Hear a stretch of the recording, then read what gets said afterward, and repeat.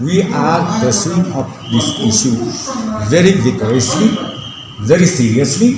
We are doing that. That's what, as I said to you, we keep going to Delhi, and we are going again to Delhi.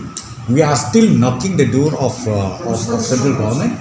We'll try our best to convince them to consider the resolution passed by the assembly unanimously that time. We are following it up, in spite of the fact that we have a pandemic. But still, CM, myself also, we took risks. We keep going down to Delhi, and maybe next month again we'll be going down to Delhi. But then it seems like to the people, to the citizens of... See, it is not a question of buying time, because this is not under the jurisdiction of the state government. Had it been the subject is under the state government, I think we would have done that long time back. But this is purely a subject of the central government. So we need to ultimately follow it up. We need to convince, we need to discuss with them. As far as a transit issue is concerned, we will not have any problem. Mechanism will be there. We simplify.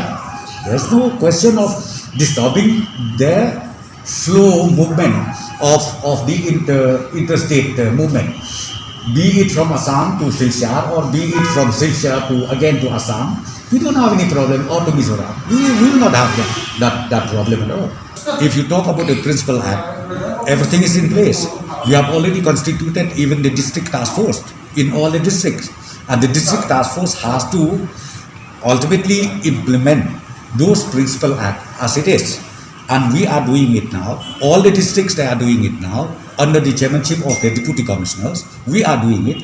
And number three, right now, I think you must have seen it that the entry point is being constructed, and now this entry point will be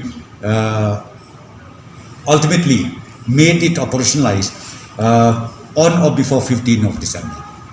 That one is from the main gate of Shillong, Guwahati.